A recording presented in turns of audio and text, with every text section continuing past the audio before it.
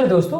बादाम के शौकीनों के लिए अक्सर ये एक इम्पोर्टेंट प्रॉब्लम रहती है कि बादाम को भिगो करके खाना ज़्यादा अच्छा है या इसको बिना भिगोए खाना ज़्यादा हेल्दी है। ये एक इम्पोर्टेंट इशू रहता है। कई लोग को इसके बारे में कोई खास जानकारी नहीं होती और लोग अपने हिसाब से इसमें डिसीजन मेकिंग करते हैं।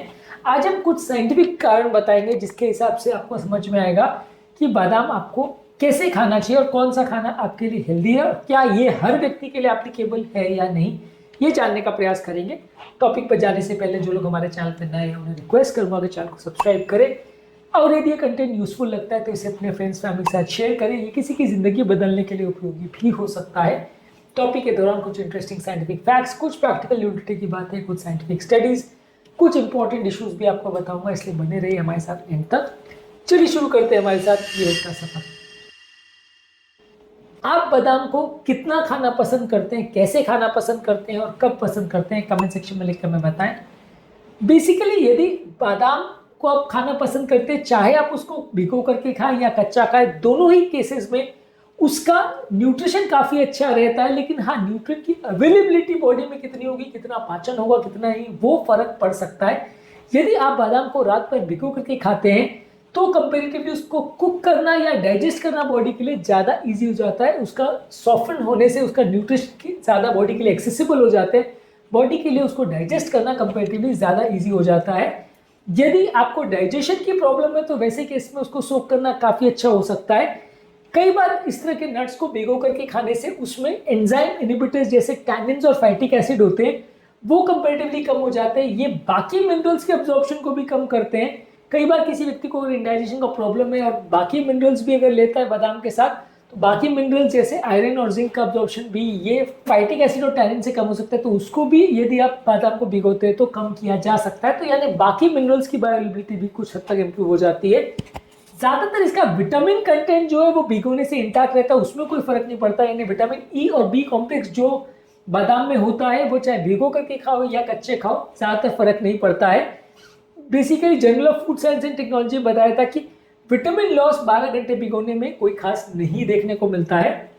मिनरल अब्जॉर्प्शन भिगोने से कुछ हद तक बेटर हो जाएगा, यानी कि उसके अंदर मौजूद कैल्शियम, मैग्नीशियम और जिंक वो कंपेरेटिवली ज़्यादा बॉडी में अच्छी तरह से पाचन कर पाएगी, क्योंकि इसमें मौजूद फाइटिक एसिड जो है वो कंपेरेटिवली भिगोने से कम हो जाता है। फाइटिक एसिड एक एंटी न्यूट्रिएंट है जिसके बारे में ऑलरेडी कई वीडियोज़ में हमने बात करी है। बादाम को कच्चे खाने से या बिना भिगो के खाने से भी कुछ फायदे हैं। इसमें जो उसके एंटीऑक्सीडेंट्स हैं वो कंपैरेटिवली ज़्यादा बेटर रहते हैं। जबकि अगर आप बादाम को अगर भिगो करके खाते हैं या रोस्ट करके खाते हैं तो उसके अंदर मौजूद पॉलीफिनॉल्स जो है, जो कि बॉडी के सूजन और इन्फ्लेमेशन को कम करते हैं और एंटीऑक्सीडेंट का काम करते हैं, वो कंपैरेटिवली कम हो जाते हैं। तो यानी अगर एंटीऑक्सीडेंट्स का बेनिफिट चाहिए तो बादाम को बिना भिगोए खाए या बिना रोस्ट किए खाए ज़्यादा बेटर है, और ऐसे केस में उनको कच्चे खाना ज़्यादा अच्छा है। दोनों ही केस में ब्लड शुगर लेवल्स पे कोई सिग्निफिकेंट फर्क नहीं पड़ेगा। हालांकि भिगोए हुए बादाम थोड़े ज़्यादा इजीली अब्जॉर्ब हो सकते हैं, तो कंपैरेटिवली शुगर थोड़ा सा आपका ज़्यादा बढ़ा सकते हैं। तो पोस्ट स्नैक आपका जो शुगर लेवल्स है उसमें थोड़ा डिफरेंस आ सकता है। खाना के बाद कितना भूख शांत होगी उसमें भी थोड़ा बहुत फर्क आ सकता है, क्योंकि बादाम जो है कंपैरेटिवली भिगो करके खाने से इजीली डाइजेस्ट हो जाता है। बेसिकली ज़्यादातर लोगों में डिसाइडिंग फैक्टर ये होता है कि यदि आपका सेंसिटिव डाइजेशन है, यानी आपको इंडाइजेशन का प्रॉब्लम है, तो भिगो करके बादाम को खाना ज़्यादा हेल्दी होता है। ये जैसे ये कि अगर दूध को अगर गर्म करके लेते हो तो उसको डाइजेस्ट करना इजी होता है एज कम्पेयर टू ठंडा दूध, क्योंकि डाइजेस्टिबिलिटी बेटर हो जाती है। तो अलग अलग चीज़ों में अगर डाइजेशन का किसी को प्रॉब्लम है तो भिगोए हुए बादाम उसके लिए ज़्यादा बेटर रहेगा। किस तरह से आप बादाम खा रहे हैं, आप उसको डायरेक्टली अगर खा रहे हैं या उसको स्नैक के फॉर्म में खा रहे हैं, कि उसका दूध पी रहे हैं, कि उसका स्मूदीज ले रहे हैं, उसके हिसाब से भी कई बार चॉइस वेरी कर सकती है। अलग अलग लोगों की इस मामले में चॉइस अलग अलग हो सकती है। अगर साइंटिफिक फैक्ट्स के बारे में बात करें तो प्रोटीन कंटेंट और फैट कंटेंट ये दोनों आइडेंटिकल रहेगा यदि हम भिगो करके खाते हैं या कच्चे खाते हैं। डाइजेस्टिबिलिटी थोड़ी बेटर रहेगी, न्यूट्रिशन वैल्यूबिलिटी ज़्यादातर दोनों में लगभग सिमिलर रहेगी। हालांकि भिगोए हुए बादाम में थोड़ा बायोअवेलेबिलिटी उसकी इंप्रूव हो जाती है।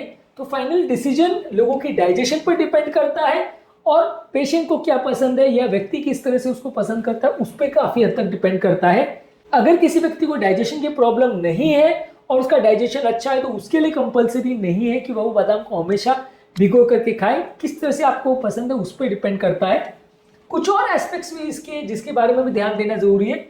कुछ केसेस में कुछ स्टडीज ने शो किया है, जैसे फ्रंटियर्स ऑफ न्यूट्रिशन में 2022 में एक आर्टिकल पब्लिश हुआ था जिसने बताया था कि भिगोए हुए बादाम फर्मेंट ज्यादा इजीली होते हैं, तो पेट के नेचुरल बैक्टीरियल फ्लोरा के लिए वो ज्यादा अच्छे हैं, तो ओवरऑल आपका न्यूट्रिशन में वो इंप्रूव कर सकते हैं। और थोड़ा बहुत इसका प्रीबायोटिक इफेक्ट है, यानी पेट के बैक्टीरिया को उसको पचाना ज्यादा इजी पड़ता है, पेट के बैक्टीरिया के लिए फूड का काम कर सकते हैं।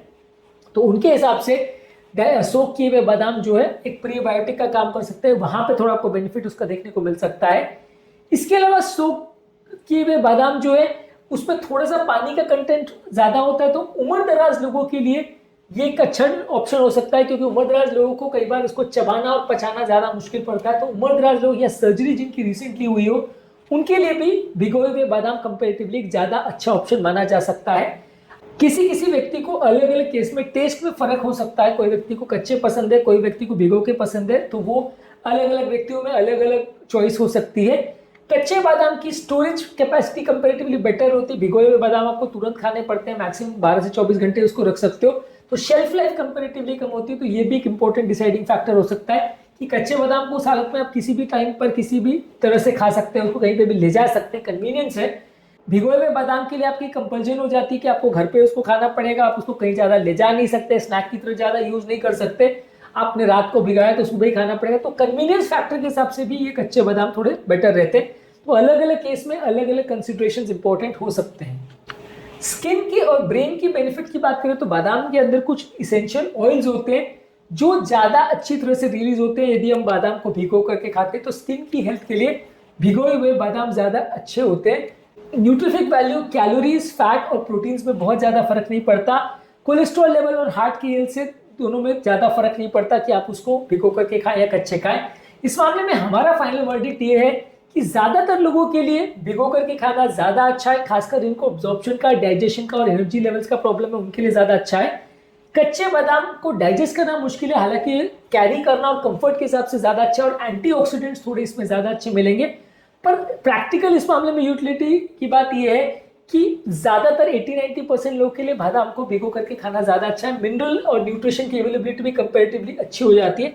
बस इस मामले में आपको ध्यान रखना है कि ओवर ईटिंग नहीं करना है, क्योंकि सूखे हुए बादाम और चाहे जैसे भी आप खाओ कैलोरी डेंस बहुत ज्यादा होते हैं, तो उसको अगर आप बहुत ज्यादा मात्रा में खाते हो तो वजन बढ़ेगा। तो आपको ये ध्यान रखना है कि जैसे भी करके आप बादाम खाओ, लेकिन बहुत ज्यादा ओवर ईटिंग नहीं करो, और इसको कभी कभार ही खाओ, और मात्रा जो है मैक्सिमम 5 से 10 बादाम से ज्यादा नहीं होनी चाहिए। ओवर ईटिंग इसको करना अवॉइड करिए, नहीं तो आपकी हेल्थ के लिए फायदे के बदले उल्टा नुकसान का सौदा हो सकता है। तो अगली बार यदि आप बादाम को खाना चाहें तो मेरे सजेशन ज्यादातर ये है कि भिगो करके खाएं तो ज्यादा बेनिफिशियल है ज्यादातर लोग के लिए। हालांकि अगर आप उसको बिना भिगोए भी खा रहे हैं तो भी बहुत ज्यादा नुकसान नहीं है, अनलेस आपका डाइजेशन का कुछ प्रॉब्लम है, या अनलेस उसको खाने से आपको ब्लोटिंग और गैस का प्रॉब्लम ज्यादा बढ़ जाता है, तो डेफिनेटली सोक करना ज्यादा सेंस रखेगा आपके लिए। उम्मीद करूंगा कि आज के टॉपिक में कुछ नई बातें जानने को मिली होगी। जो लोग हमारे चैनल पर नए हैं उन्हें रिक्वेस्ट करूंगा कि चैनल को सब्सक्राइब करें और कंटेंट को फ्रेंड्स फैमिली के साथ शेयर करें। ये किसी की जिंदगी को बदलने के लिए और जिंदगी को बचाने में उपयोगी हो सकता है। आपके कमेंट्स हमें जानने में मदद करते हैं कि आपको हमारा कंटेंट कैसा लग रहा है, प्लस हमारे लिए मोटिवेशन और इंस्पिरेशन का भी काम करते हैं। इसलिए वीडियोस को देखते रहिए, शेयर करते रहिए और हेल्थ के सफर में हमारे साथ आगे बढ़ते रहिए।